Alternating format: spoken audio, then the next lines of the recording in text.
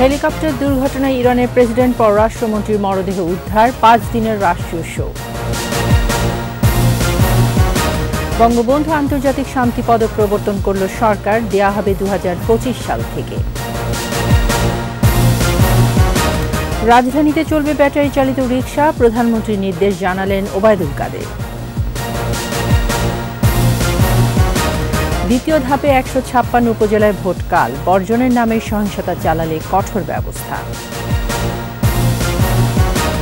বিএসটিআইয়ের সক্ষমতার অভাব রয়েছে বলছে এফবিসিসিআই, দ্রুতই জনবল নিয়োগের আশ্বাস শিল্পমন্ত্রী।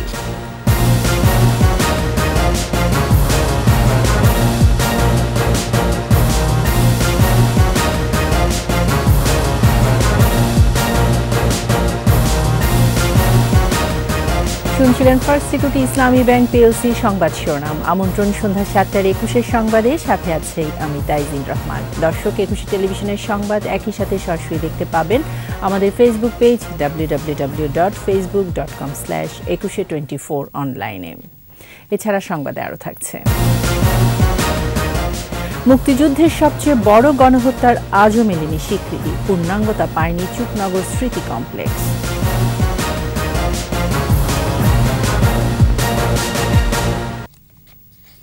হেলিকপ্টার বিধ্বস্তে নিহত ইরানের প্রেসিডেন্ট ইব্রাহিম রাইসি সহ 9 শীর্ষ কর্মকর্তার ক্ষত বিক্ষত মরদেহ উদ্ধার করা হয়েছে। দুর্গম পাহাড়ে পাওয়া রাইসি এবং পররাষ্ট্রমন্ত্রী হুসেইন আমির, পূর্ব আজারবাইজান প্রদেশের গভর্নর মালেক রাহমাতি সহ 9 জনের মরদেহ তাবরিজ শহরে পাঠানো হয়েছে। এদিকে প্রেসিডেন্টের মৃত্যুতে 5 দিনের শোক পালন করছে ইরান। আশরাফ শুভর রিপোর্ট। দীর্ঘ 16 ঘন্টা অনুসন্ধানের পর অবশেষে খোঁজ মিলেছে ইরানের প্রেসিডেন্টকে বহনকারী বিধ্বস্ত হেলিকপ্টার। ড্রোনে ধারণ করা ভিডিওতে দেখা যায় হেলিকপ্টারটি পাহাড়ের চূড়ায় আছড়ে পড়েছে, সেটির পেছনের অংশ ছাড়া কিছুই অবশিষ্ট নেই। ইরানের রাষ্ট্রীয় টেলিভিশন জানায় কাউকে জীবিত পাওয়ার সম্ভাবনা নেই। এ ঘটনায় ইরান জুড়ে নেমে এসেছে শোকের ছায়া। তবে জনগণকে উদ্বিগ্ন না হওয়ার আহ্বান জানিয়েছেন ইরানের supreme leader Ayatollah Ali Khamenei. ইরানের সঙ্গে একাত্মতা প্রকাশ করেছে মধ্যপ্রাচ্যের দেশগুলো। শোক জানিয়েছে ভারত, রাশিয়া, ভেনেজুয়েলা সহ অন্যান্য দেশ। রোববার আজারবাইজানের সীমান্তবর্তী এলাকায় 2 দেশের যৌথভাবে নির্মিত বাঁধ উদ্বোধন করতে যান ইরানের প্রেসিডেন্ট সহ অন্যান্য শীর্ষ কর্মকর্তারা। 3টি হেলিকপ্টারের বহর নিয়ে ইরানের পূর্ব আজারবাইজান প্রদেশের রাজধানী তিরমিজে ফিরছিলেন তারা। কিন্তু পথেই প্রেসিডেন্ট এবং পররাষ্ট্রমন্ত্রীকে বহনকারী হেলিকপ্টারটি বৈরী আবহাওয়ার কারণে পূর্ব আজারবাইজানের জোফরা এলাকার দুর্গম পাহাড়ি এলাকায় বিধ্বস্ত হয়। এদিকে এই ঘটনার সাথে ইসরায়েল জড়িত নয় বলে জানিয়েছে তেল আবিব। তবে রাইসিকে বহনকারী হেলিকপ্টারটি যুক্তরাষ্ট্র থেকে কেনা বলে জানিয়েছে ইরান কর্তৃপক্ষ। আশরাফ শুভ, 21 টেলিভিশন। বঙ্গবন্ধু আন্তর্জাতিক শান্তি পদক দেওয়ার সিদ্ধান্ত নিয়েছে সরকার। প্রধানমন্ত্রী শেখ হাসিনার সভাপতিত্বে মন্ত্রিসভার বৈঠকে এর নীতিমালা অনুমোদন দেওয়া হয়েছে। বিশ্বে মানবাধিকার, ক্ষুধা ও দারিদ্র্য দূরীকরণ, যুদ্ধ ও দ্বন্দ্ব নিরসন সহ শান্তি প্রতিষ্ঠার অবদান রাখা ব্যক্তি ও প্রতিষ্ঠানকে 2 বছর পর পর এই পদক দেওয়া হবে। এই শান্তি পুরস্কারের মূল্যমান $1,00,000। রিপোর্টে বাকিটা জানাচ্ছেন মোহাম্মদ নুর নবী। জুলিও কুরি শান্তি পদক প্রাপ্তির 50 বছর উদযাপনের সময়ে বঙ্গবন্ধুর নামে একটি আন্তর্জাতিক শান্তি পদক প্রবর্তনের পরিকল্পনা ছিল। প্রধানমন্ত্রী শেখ হাসিনার সভাপতিত্বে মন্ত্রিসভার বৈঠকে এই পদকের নীতিমালার অনুমোদন এলো। সাথে এ সংক্রান্ত আইন প্রণয়ন ও ফান্ড গঠনের নির্দেশনা দেওয়া হয়েছে। 2025 সাল থেকে বঙ্গবন্ধুর শান্তি পদক দেবার সিদ্ধান্ত হয়েছে। যে কোনো দেশের রাষ্ট্র সরকার প্রধান, সংসদ সদস্য, নোবেলজয়ী, জাতিসংঘের কোনো সংস্থা প্রধান কিংবা কোনো রাষ্ট্রদূত নমিনিদের নাম প্রস্তাব করতে পারবেন। এইটা শুরু হবে, আমরা এই বছর কার্যক্রম শুরু করব, আগামী বছর আমরা দেখব। এবং আইনের মধ্যে একটা এন্ডাউমেন্ট ফান্ড তৈরি করতে বলা হয়েছে, যে ফান্ডে সরকার বা বাইরের লোকেরা যে ওখানে অনুদান হিসেবে দিতে পারবেন এবং সেখান থেকে সেই অনুদানের টাকা থেকেই আমরা তখন পরবর্তীতে এই ব্যয়ভারটা নির্বাহ করব। কিন্তু ওইটা না হওয়া পর্যন্ত বর্তমানে সরকার এই ব্যয়ভারটা বহন করবে। প্রতি বছর 17 মার্চ বঙ্গবন্ধুর জন্মদিনে পুরস্কার জয়ীদের নাম ঘোষণা করা হবে। 17 মার্চ এটি ঘোষণা করা হবে এবং 23শে মে অথবা কাছাকাছি সময় ওইটি প্রদান করা হবে। যেহেতু 23শে মে জুলিও কুরি পদকটা পাওয়া হয়েছিল ওই তারিখে টার্গেট করে আমরা দেওয়া হবে আর কি। মন্ত্রিসভার বৈঠকে বিমস্টেক সদস্য রাষ্ট্রসমূহের মধ্যে জাহাজ চলাচল সহজ করতে মেরিটাইম ট্রান্সপোর্ট কর্পোরেশন চুক্তি, ওয়াইসি রাষ্ট্রসমূহের মধ্যকার বিরোধ মীমাংসা বিষয়ে আলোচনা হয়। এছাড়া বিদেশে পড়তে যাওয়া শিক্ষার্থীদের সনদ সত্যায়িতের হয়রানি কমানোর নির্দেশনাও এসেছে মন্ত্রিসভার বৈঠক থেকে। বাজার মনিটরিংটা দিকে জোরালোভাবে নজর দিতে বলেছেন। মানে কিছু কিছু পণ্যে বাজারে সাপ্লাই কোনো ক্রাইসিস না সত্ত্বেও পণ্য মূল্য বৃদ্ধির যে প্রবণতা দেখেছেন, এবং বললেন যে খুব কঠোরভাবে যেন বাজার মনিটরিংটা শুরু করা। এছাড়া প্রধান নির্বাচন কমিশনার এবং অন্যান্য নির্বাচন কমিশনারদের পারিতোষিক ও বিশেষাধিকার আইনের খসড়ার অনুমোদন দিয়েছে মন্ত্রিসভা। ফরেন মিনিস্ট্রি যদি অ্যাটেস্টেড করে দেয় বা ভেরিফাই করে দেয়, তাহলে আর ওইটা ওই দেশের এমবেসিতে যে অ্যাটেস্টেড করতে হয় না, ওইটা সরাসরি তারা গ্রহণ করবে। মোহাম্মদ নুরুন নবী, একুশে টেলিভিশন, ঢাকা। স্বল্প আয়ের মানুষের কথা বিবেচনায় নিয়ে রাজধানীতে ব্যাটারি চালিত রিকশা চলাচলের অনুমতি দিয়েছেন প্রধানমন্ত্রী শেখ হাসিনা। তবে দেশের ২২ মহাসড়কে এসব রিকশার চলাচল বন্ধ থাকবে বলে জানিয়েছেন সড়ক পরিবহন ও সেতুমন্ত্রী ওবায়দুল কাদের। বিস্তারিত জানাচ্ছেন পার্থ সারথী। বঙ্গবন্ধু অ্যাভিনিউয়ে আওয়ামী লীগের কেন্দ্রীয় কার্যালয়ের সামনে ওলামা লীগের প্রথম প্রতিষ্ঠাবার্ষিকীর আলোচনা সভা। যোগ দেন আওয়ামী লীগ সাধারণ সম্পাদক ও সড়ক পরিবহন ও সেতুমন্ত্রী ওবায়দুল কাদের। এ সময় ওলামা লীগ নেতাদের উদ্দেশ্যে সাফ বলেন, আওয়ামী লীগের সঙ্গে কাজ করতে হলে জাতির পিতার আদর্শ মেনে চলতে হবে। একই সভায় সড়ক পরিবহন ও সেতুমন্ত্রী জানান, রাজধানীতে ব্যাটারি চালিত রিকশা চলার অনুমতি দিয়েছেন প্রধানমন্ত্রী। ঢাকা সিটিতে এই মুহূর্তে বর্তমানে বিশ্ব পরিস্থিতি, যুদ্ধ, নিষেধাজ্ঞা, পাল্টা নিষেধাজ্ঞা যেতে প্রতিক্রিয়া বাংলাদেশে দ্রব্যমূল্যের উপর, জ্বালানির উপর, আজকে ডলারের উপর বিভিন্নভাবে আসছে। এইসব কথা বিবেচনা করে নেত্রী সিটি এলাকা ব্যাটারি চালিত গাড়ি বন্ধের যে নির্দেশ, সেটা পরিবর্তন করে চালু রাখা তিনি নির্দেশ। বিএনপি নেতাকর্মী হিসেবে নয়, যারা অপরাধী, সন্ত্রাসী, তাদের বিরুদ্ধেই আইনানুগ ব্যবস্থা নেওয়া হয়েছে বলে সভায় মন্তব্য করেন আওয়ামী লীগ সাধারণ সম্পাদক। আমরা বিএনপির কোনো নেতা কর্মীকে বিএনপি হিসাবে জেলে পাঠায়নি। পার্থ সারথী, একুশে টেলিভিশন, ঢাকা। ষষ্ঠ উপজেলা পরিষদ নির্বাচনের দ্বিতীয় ধাপের প্রস্তুতি শেষ হয়েছে। সুষ্ঠু নির্বাচনের লক্ষ্যে সব ব্যবস্থা নিয়েছে কমিশন। এরই মধ্যে কেন্দ্রে কেন্দ্রে চলে গেছে নির্বাচনী সরঞ্জাম। মঙ্গলবার ১৫৬ উপজেলার মধ্যে ২৪টিতে ভোট হবে ইভিএমে। সকাল ৮টায় শুরু হয়ে ভোট গ্রহণ চলবে বিকেল ৪টা পর্যন্ত। প্রতিনিধিদের সহায়তায় রত্না জামানের রিপোর্ট। সকাল থেকে উপজেলা পরিষদ নির্বাচনের ভোটকেন্দ্রগুলোতে সরঞ্জাম পাঠানো হয়। দ্বিতীয় ধাপে ১৫৬টি উপজেলায় ১,৬৩৫ জন প্রার্থীর মধ্যে চেয়ারম্যান পদে ৬০৩ জন, ভাইস চেয়ারম্যান পদে ৬৯৩ জন এবং সংরক্ষিত মহিলা ভাইস চেয়ারম্যান পদে ৫২৮ জন। অবশ্য ৩টি পদে বিনা প্রতিদ্বন্দ্বিতায় নির্বাচিত হয়েছেন ২২ জন। সবাই আসবে, শান্তশিষ্টভাবে ভোট দিবে, নিরপেক্ষ ভোট হবে, আমরা এই আশাবাদী করছি। এখানে কোনো কারণ ভোট দেওয়ার সুযোগ নাই, যার যার ভোট শেষে দিবে। আমরা শান্তিপূর্ণভাবে ভোট নেব, জনগণ আসবে। ১৩,০১৬ কেন্দ্রের ৯১,৫৮৯ ভোট কেন্দ্রে ভোট দেবেন ৩,৫২,০৪,৭৪৮ জন।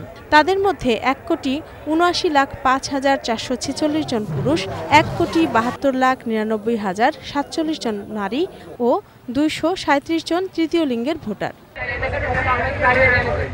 নিরাপত্তায় থাকছেন ৭৯,৮৬৩ পুলিশ ও ১,৯৩,২৮৭ আনসার সদস্য। রত্না জামান, একুশে টেলিভিশন। এদিকে উপজেলায় ভোট বর্জনের ডাক দিয়ে বিএনপির লিফলেট বিতরণ তাদের রাজনৈতিক অধিকার, তবে সহিংসতা চালালে ব্যবস্থা নেওয়ার কথা জানিয়েছেন নির্বাচন কমিশনার মোহাম্মদ আলমগীর। বলেছেন, ইসির কাজ শান্তিপূর্ণ ও নিরপেক্ষ নির্বাচন আয়োজন, তাই কম ভোটার উপস্থিতি নিয়ে উদ্বিগ্ন নয় কমিশন। শিউলি শবনমের প্রতিবেদন। দ্বিতীয় ধাপে ১৫৬ উপজেলা পরিষদের নির্বাচন মঙ্গলবার।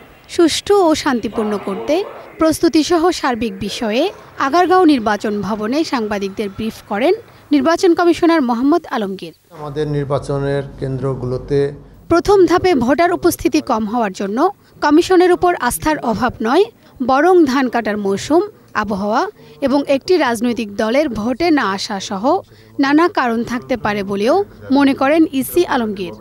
কম পরিচিতি যাদের আছে তারা যখন নির্বাচন করে ওই এলাকায় ভালো প্রার্থীরা নির্বাচনে অংশগ্রহণ করে না, যে কোনো কারণেই হোক, তখন দেখা যায় সেখানে ভোটার কম পড়ে।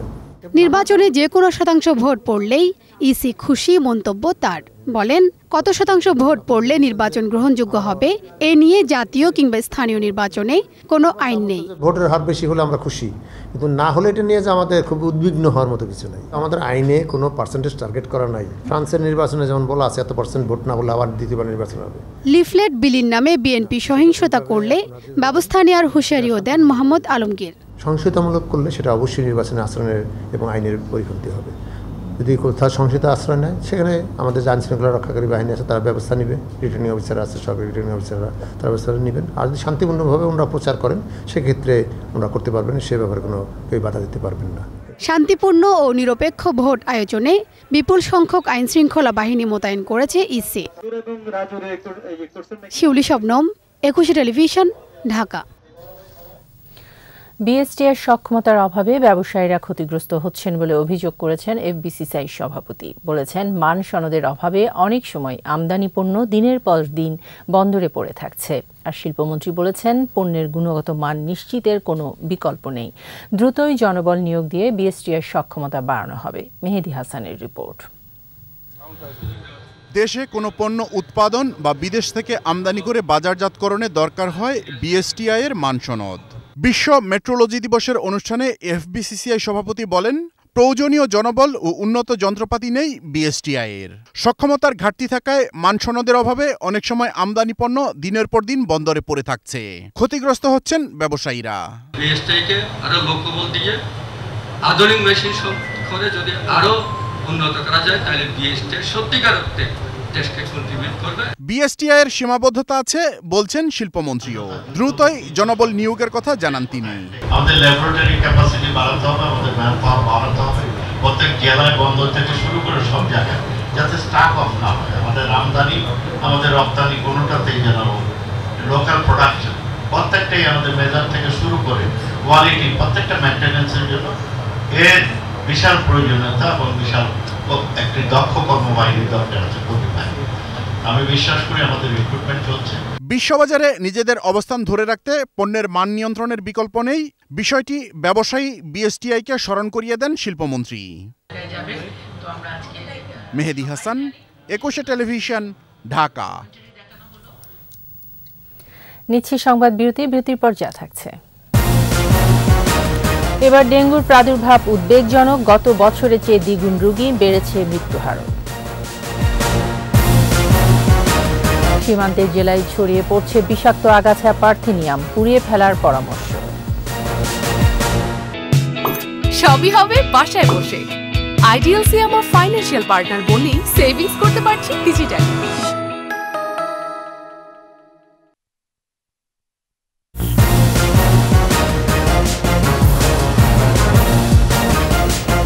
আবারও আমন্ত্রণ সন্ধ্যা ৭:২১ সংবাদে। আসামি গ্রেফতার কিংবা আত্মসমর্পণের সময় জাতীয় পরিচয়পত্র বা জন্ম সনদ দাখিলের মাধ্যমে পরিচয় নিশ্চিত করার নির্দেশ দিয়েছেন হাইকোর্ট।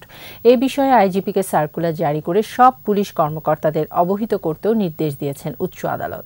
একই সঙ্গে মাদক মামলায় রাজধানী যুবলীগ নেতা নাজমুল হাসানের পরিবর্তে মিরাজুল ইসলামের সাজা খাটার ঘটনায় তাদের বিরুদ্ধে শাহবাগ থানায় মামলা করার নির্দেশ দেওয়া হয়েছে। রায়ে যুবলীগ নেতা নাজমুল হাসান, সাজা খাটা মিরাজুল ইসলাম ও এফিডেভিটকারী ফরিদের নামে মামলা করতে সুপ্রিম কোর্টের রেজিস্ট্রার জেনারেলকে নির্দেশ দেওয়া হয়।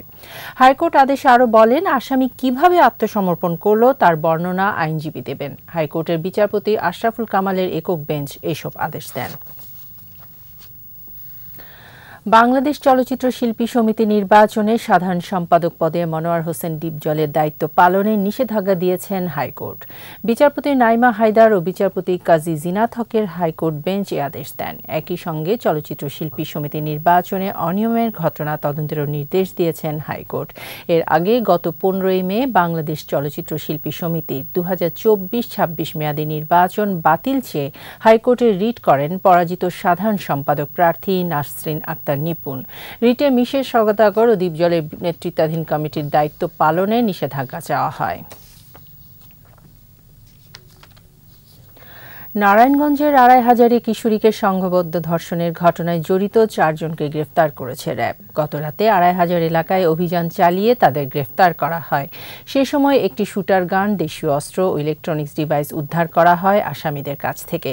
সংবাদ সম্মেলনে র্যাব জানায়, গ্রেফতার আবদুল্লাহর নেতৃত্বে গত 15 মে রাতে একটি বাড়িতে ডাকাতি করতে যায় কয়েকজন। মালামাল লুট করে ওই বাড়িরই এক কিশোরীকে পাশের রুমে নিয়ে সংঘবদ্ধভাবে ধর্ষণ করে চক্রটি। রিকশা ও সিএনজি অটো চালানোর আড়ালে দীর্ঘদিন ধরে ডাকাতি করে আসছিল চক্রের ডাকাতরা।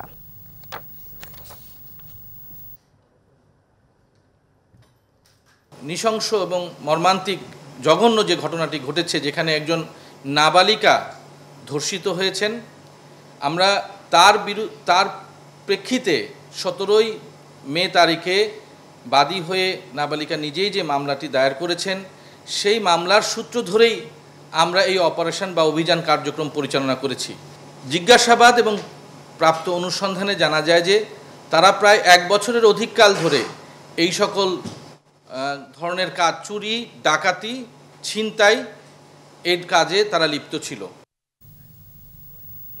বর্ষার আগে উদ্বেগজনক হারে বাড়ছে ডেঙ্গুর প্রাদুর্ভাব। গত বছর এই সময়ের তুলনায় দ্বিগুণ রোগী শনাক্ত হয়েছে, বেড়েছে মৃত্যুর হারও। এ অবস্থায় আগের বছরে আক্রান্তদের বেশি সচেতন হওয়ার পরামর্শ বিশেষজ্ঞদের। একই সঙ্গে মশা নির্মূলের তাগিদও তাদের। পানিক শিকদারের রিপোর্ট। বর্ষাকালকে ধরা হয় ডেঙ্গু মৌসুম, কিন্তু এবার গ্রীষ্মের তাপপ্রবাহের মাঝেই চোখ রাঙাচ্ছে মশাবাহিত রোগটি। গত বছরের চেয়ে পরিস্থিতি আরও ভয়াবহ হওয়ার শঙ্কাও রয়েছে। স্বাস্থ্য অধিদপ্তর বলছে, সব রেকর্ড ভেঙে 2023 সালে ডেঙ্গুতে আক্রান্ত 3,21,027 জনের মধ্যে মারা গেছে 1,705 জন। মৃত্যুহার ছিল 0.35%। আর চলতি বছর আক্রান্ত হয়েছে 2,594 জন। গত 1.5 মাসেই মারা গেছে 33 জন। অর্থাৎ ডেঙ্গু এখন আর মৌসুমি কোনো রোগ না, এটা সারা বছরব্যাপী হচ্ছে। এটাই মূল কারণ, একটাই মূল কারণ, সেটা হলো মশা বাড়ছে। মশা যত বাড়বে ডেঙ্গু বাড়তেই থাকবে। চিকিৎসকরা বলছেন, চিকুনগুনিয়ার মতো ডেঙ্গুতে অ্যান্টিবডি তৈরি হয় না, ফলে একাধিকবার আক্রান্ত রোগীর মৃত্যু ঝুঁকি বাড়ছে। ডেঙ্গুর 4টে সিরোটাইপ থাকে, 1, 2, 3, 4। প্রথমবার যে আক্রান্ত হয় সে কিন্তু সিরিয়াস হয় না, নর্মাল সর্দি কাশি জ্বর এরকম মনে হয়, সে জানেও না হয়তো ডেঙ্গু হয়ে গেছিলো, সে ভালো হয়ে চলে গেছে, ঠিক হয়ে গেছে। তো second time, third time, fourth time যদি আক্রান্ত হয়, সিরিয়াস হয়ে যায়। সাধারণ সর্দি জ্বরের উপসর্গ থাকায় সচেতনতার অভাবে সঠিক সময়ে চিকিৎসকের পরামর্শ না হলে রোগীর জটিলতা বাড়ে। তাই জ্বর, মাথা ব্যথা, কাশি থাকলেই দ্রুত পরীক্ষা তাগিদ বিশেষজ্ঞদের। যে কারো নর্মাল সর্দি কাশি, গলা ব্যথা, মাথা ব্যথা হলে আপনারা অবহেলা করবেন না। ইমিডিয়েটলি একটা সিম্পল টেস্ট করা যায়, NS1 অ্যান্টিজেন বলে, 3 দিনের মধ্যে পজিটিভ হতে পারে। ডেঙ্গু মশাবাহিত ভাইরাস, তাই মশা নির্মূল ছাড়া আপাতত কোনো বিকল্পও নেই। নিজের ঘরের পরিষ্কার পরিচ্ছন্নতার দায়িত্ব আমাকে নিতে হবে। কোনো ঘরে যেন 3 থেকে 5 দিনের বেশি জমা পানি না থাকে। ডাক্তারের পরামর্শ ছাড়া গ্রহণ করা যাবে না ব্যথার ওষুধ এবং অ্যান্টিবায়োটিকও। এটা তো ভাইরাস, এর জন্য কোনো অ্যান্টিবায়োটিক দরকার নাই। অ্যান্টিবায়োটিক লাগতে পারে যদি কোনো সেকেন্ডারি ইনফেকশন হয়। এই জন্য রোগীদের বারবার আপনার দোকান থেকে কোনো ওষুধ কিনে খাবেন না। মানিক শিকদার, 21 টেলিভিশন, ঢাকা। ভয় ছড়াচ্ছে বিষাক্ত আগাছা পার্থেনিয়াম। এই আগাছা মানব দেহ এবং গবাদি পশুর নীরব ঘাতক। এর প্রভাবে কমে যায় ফসল উৎপাদন, খেলে মৃত্যু হতে পারে গবাদি পশুর। দেশের সীমান্তবর্তী জেলা সহ বিভিন্ন স্থানে ছড়িয়ে পড়ছে আগাছাটি। এর বিস্তার রোধে পুড়িয়ে ফেলার পরামর্শ বিশেষজ্ঞদের। প্রতিনিধিদের সহায়তায় খুরশিদ আলম মুকুলের রিপোর্ট। রাস্তার দুপাশে সবুজ ঝোপ, নয়নাভিরাম দৃশ্য, প্রকৃতির শোভা বাড়িয়েছে পার্থেনিয়াম নামের এই আগাছা। হঠাৎ করে ধনিয়া পাতা ভেবেও ভুল হতে পারে। শোভা বাড়লেও আসলে এটি বিষাক্ত ও ক্ষতিকর আগাছা। ভয়ঙ্কর এই আগাছা ছড়িয়ে পড়েছে কুষ্টিয়া, মেহেরপুর, ঝিনাইদহ সহ বিভিন্ন জেলায়। পার্থেনিয়ামের বৈজ্ঞানিক নাম পার্থেনিয়াম হাইড্রোফোরাস। আগাছাটি এরই মধ্যে ভয় ধরিয়েছে বিশ্বব্যাপী। এটি মেক্সিকোর উদ্ভিদ হলেও ছড়িয়ে পড়েছে গোটা উপমহাদেশে। মারাত্মক ক্ষতিকর এই আগাছা চোখের সামনেই ছড়িয়ে পড়েছে রাস্তা, বাড়ির আঙিনাসহ ফসলের ক্ষেতে। এটি বেঁচে থাকে 3 থেকে 4 মাস। এর ক্ষতিকর দিক সম্পর্কে ধারণা নেই স্থানীয়দের। আমরা আগে কখনো এই আগাছা দেখিনি। এই আগাছাগুলো এখন বিভিন্ন জায়গায় রাস্তার দুই ধারে দেখতে পাই, বিভিন্ন জমিতে দেখতে পাই। 2-4 বছর আগেও মানুষ জানতো না এই গাছে এত ক্ষতি করে। 2000 সালে বন্যার সময় গাছটা ভেসে এসেছে। এই গাছটা প্রচুর ক্ষতিকর। আমাদের তো মাঠ সব ভরে গেল গাছরায়। বিশেষজ্ঞরা বলছেন বিষাক্ত পার্থেনিয়াম কমিয়ে দিতে পারে ফসলের উৎপাদন, গবাদি পশুর জ্বর ও বদহজম সহ হতে পারে মৃত্যু। শুধু পশুই নয়, আগাছাটির সংস্পর্শে আসা মানুষেরও ঘন ঘন জ্বর, অসহ্য মাথা ব্যথা ও উচ্চ রক্তচাপে ভুগতে থাকেন। ঘটতে পারে মৃত্যু। আমরাই না, শুধু আমাদের গৃহপালিত যে সমস্ত পশু আছে, বিশেষ করে ছাগল, ভেড়া, গরু, মহিষ, এগুলাও এটার হুমকির সম্মুখীন হচ্ছে এবং সম্মুখীন হবে। এটা এসেছে উত্তর আমেরিকার বিভিন্ন ধরনের ফসলি বীজের মাধ্যমে, এবং এটা ফসলের মধ্যে যদি ছড়িয়ে পড়ে তাহলে মানুষের জন্য খুবই ক্ষতিকর হয়ে দাঁড়াবে। এর ফুলের রেণু বাতাসে ছড়িয়ে পড়ে শ্বাস প্রশ্বাসের মাধ্যমে ফুসফুসে পৌঁছতে পারে, যা থেকে শ্বাসকষ্ট, চর্মরোগ, অ্যালার্জি ও হাঁপানির ঝুঁকি থাকে। বিশেষ করে ত্বকে যদি এইটা সংস্পর্শে আসে তাহলে সেই এলাকায় হয়তো আর্টিকেরিয়া বলি আমরা, মেডিকেল টার্মটা হলো আর্টিকেরিয়া। এর বিস্তার রোধে আগাছায় বীজ আসার আগেই কেটে মাটিতে পুঁতে ধ্বংস করার পরামর্শ কৃষি বিশেষজ্ঞদের। বীজ আসার আগে এটা কেটে এটা পুড়িয়ে ফেলেন বা এটা পচিয়ে, যাতে এটা বীজ উৎপাদন না করতে পারে, কারণ বীজটা ছড়িয়ে ছড়াবে। পার্থেনিয়ামের ক্ষতিকর দিক সম্পর্কে আরো সচেতন হওয়ার পরামর্শ বিশেষজ্ঞদের। খুরশিদ আলম মুকুল, 21 টেলিভিশন। স্বাধীনতার 53 বছরেও স্বীকৃতি পায়নি মুক্তিযুদ্ধের সবচেয়ে বড় চুকনগর গণহত্যা। 71-এর আজকের দিনে চুকনগরে শহীদ 10,000 বাঙালির বধ্যভূমি ঘিরে পূর্ণাঙ্গতা পায়নি স্মৃতি কমপ্লেক্সও। প্রজন্মের কাছে তাই পৌঁছাচ্ছে না পাকিস্তানি হানাদারদের গণহত্যা, ধর্ষণ, লুটপাটের সেই বিভৎস স্মৃতি। শেখ মোহাম্মদ জুয়েলের ক্যামেরায় খুলনা বিভাগীয় প্রতিনিধি মহেন্দ্রনাথ সেনের রিপোর্ট, জানাচ্ছেন মাসুম আলিসা। চুকনগরের ভদ্রা নদীর পাড় 71-এর মে মাসের 3য় সপ্তাহে জড়ো হতে থাকেন হাজারো বাঙালি। উদ্দেশ্য সাতক্ষীরা হয়ে প্রতিবেশী দেশ ভারতে পাড়ি জমানো। 20 মে বেলা 11টায় সাতক্ষীরা থেকে ট্রাক ও জিপে চুকনগরে আসে পাকিস্তানি সেনাবাহিনীর 2টি দল। পাতখোলা বিল থেকে গুলি চালাতে চালাতে এগোতে থাকে চুকনগর বাজারের দিকে। বিকাল 3টা পর্যন্ত 10,000 মানুষকে হত্যা এবং ধর্ষণ, লুটপাট চালায় পাকিস্তানি হানাদাররা। শহীদদের রক্তে লাল হয়ে ওঠে ভদ্রা নদীর পানি। এত বড় জেনোসাইডের আন্তর্জাতিক স্বীকৃতি চান খুলনাবাসী। নতুন প্রজন্মের কাছে ইতিহাস ধরে রাখতে চুকনগর গণহত্যা স্মৃতি কমপ্লেক্স গড়ার দাবিও তাদের। আমাদের দাবি বিশ্বের কাছে এবং জাতিসংঘের কাছে, যাতে বাংলাদেশের মুক্তিযুদ্ধের এই ঘটনা, এই গণহত্যাটাকে, জেনোসাইডটাকে যারা আন্তর্জাতিক স্বীকৃতি পায়। প্রজন্মকে গড়তে হলে ইতিহাসের মধ্যে গণহত্যার সংরক্ষণ, গণহত্যার স্থান সংরক্ষণ, গণহত্যার ইতিহাস সংরক্ষণ এবং সাথে সাথে সেটি আমাদের ছাত্রছাত্রীদের, যুবকদেরকে এ সম্পর্কে অবহিত করা। এ কারণে এটি অনেক অনেক গুরুত্বপূর্ণ। দেশে বিদেশে স্বীকৃতি আদায়ে নানা কার্যক্রম এবং স্মৃতিস্তম্ভ, ভাস্কর্য, উদ্যান, লাইব্রেরি, অডিটোরিয়াম, জাদুঘর গড়তে প্রকল্প নিয়েছে প্রশাসন। আমরা সদস্য সরকারের কাছে লিখেছি যাতে এখানে একটি স্মৃতি সংগ্রহশালা সহ অন্যান্য কার্যক্রম গ্রহণ করা হয়। পাশাপাশি দেশে এবং বিদেশে এই চুকনগর গণহত্যাকে যাতে স্বীকৃতি দেওয়া হয় সে বিষয়ে আমরা কাজ করছি। সেদিনের ঘটনা সহ মুক্তিযুদ্ধের সঠিক ইতিহাস জানতে দ্রুত এ কমপ্লেক্স চায় নতুন প্রজন্ম।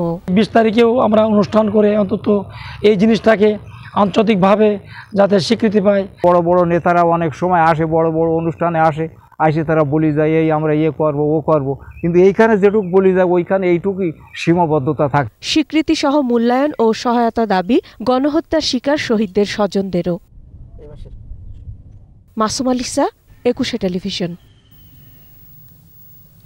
নিচ্ছি সংবাদ বিরতি, যখন ফিরছি তখন থাকবে।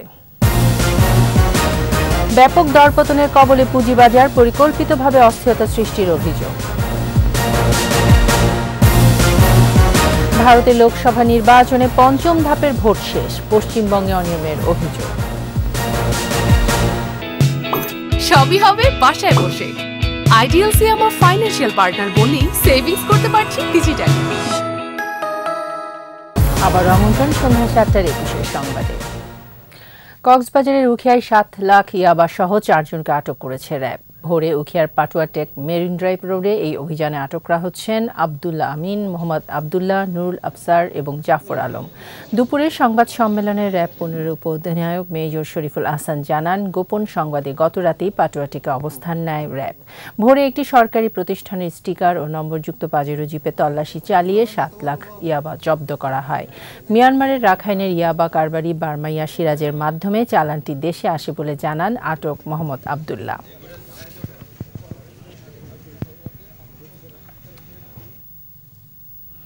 এবারে ব্যবসা বাণিজ্যের সংবাদ।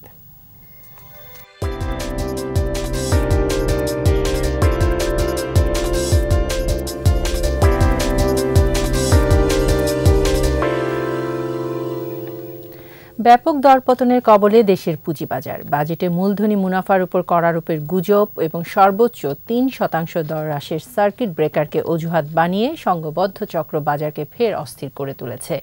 এমন অভিযোগ তুলে বিশ্লেষকরা বলছেন, পরিকল্পিতভাবেই সাধারণ বিনিয়োগকারীদের শেয়ার কম দামে হাতিয়ে নেওয়ার পায়তারা করছে চক্রটি। মেহেদী হাসানের রিপোর্ট।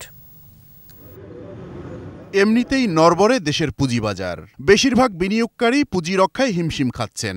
এমন বাস্তবতায় আসছে বাজেটে মূলধনী মুনাফা বা ক্যাপিটাল গেইনের উপর করারোপ হচ্ছে বলে গুঞ্জন ছড়িয়েছে, আর এতেই অস্থির পুঁজিবাজার। সাধারণ বিনিয়োগকারীরা বলছেন দেয়ালে পিঠ ঠেকে গেছে। বিনিয়োগকারীদের মধ্যে একটা আতঙ্ক তৈরি হয়েছে যে ক্যাপিটাল গেইনের উপর ট্যাক্স হলে ব্যক্তি শ্রেণীর বিনিয়োগকারীরা যারা বড় অঙ্কের বিনিয়োগ করে থাকেন তারা বিনিয়োগ থেকে সরে যাবেন, সে কারণে বাজার পতন হচ্ছে। মাননীয় চেয়ারম্যান সাহেব বললেন যে গেইন ট্যাক্স মানে গেইনের উপর কোনো ট্যাক্স হবে না, তারপরেও এখন এটা নিয়ে আলোচনা। এটা খুবই সন্দেহজনক যে আসলে বাজারকে কোথায় নিয়ে যেতে চায় তারা। পাকিস্তানের আপনার মনে করেন যে তারা একরকম দেউলিয়া রাষ্ট্রের মতো হয়ে গেছে, তাদের রিজার্ভ অনেক তলানিতে, কিন্তু তারপরেও তাদের শেয়ার মার্কেট তো অনেক ভালো। কিন্তু আমাদেরটা এরকম কেন হচ্ছে? কাশি দিলে শেয়ার বাজার পড়ে যাচ্ছে। বাজার বিশেষজ্ঞরা বলছেন, এখন অধিকাংশ বিনিয়োগকারী বাজার থেকে কোনো মুনাফাই তুলতে পারছেন না।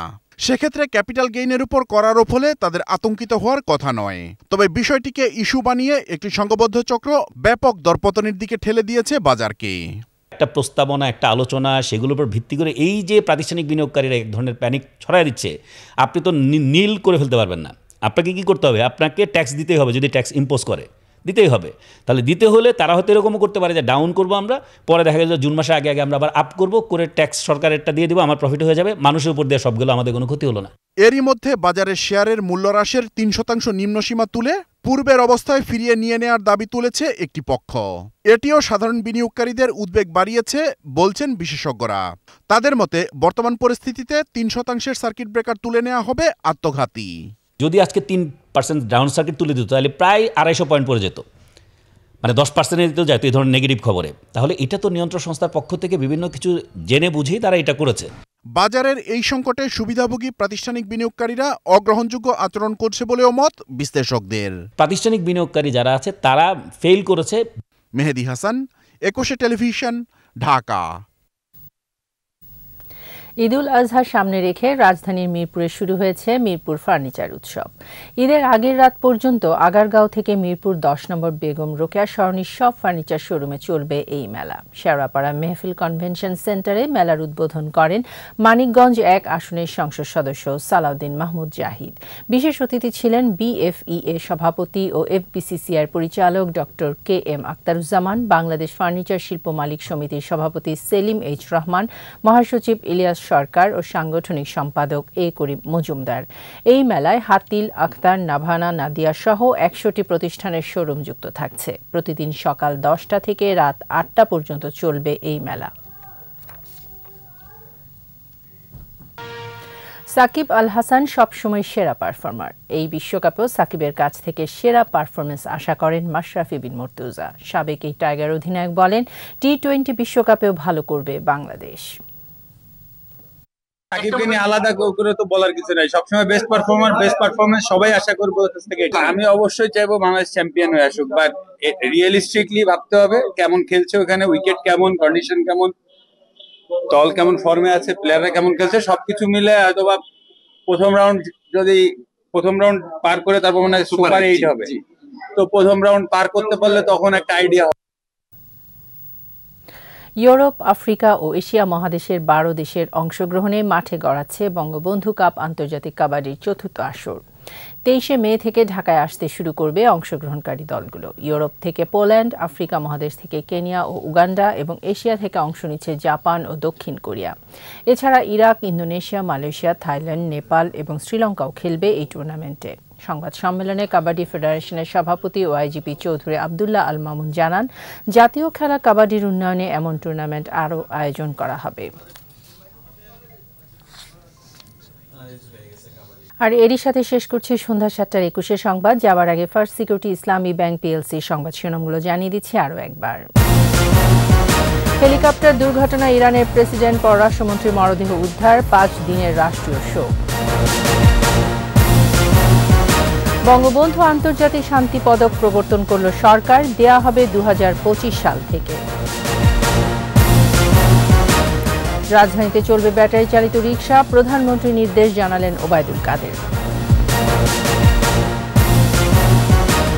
দ্বিতীয় ধাপে 156 উপজেলায় ভোটকাল, বর্জনের নামে সহিংসতা চালালে কঠোর ব্যবস্থা।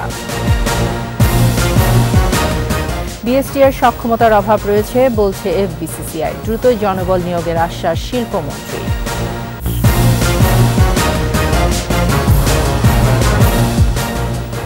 সর্বশেষ খবর জানতে ডায়াল করুন 2021 নম্বরে, আর ভিজিট করুন 21-tv.com এই ওয়েবসাইটে। এছাড়া ফেসবুকে ভিজিট করতে পারেন facebook.com/2124 অনলাইনে। পরের সংবাদ রাত 9টায় দেখার আমন্ত্রণ।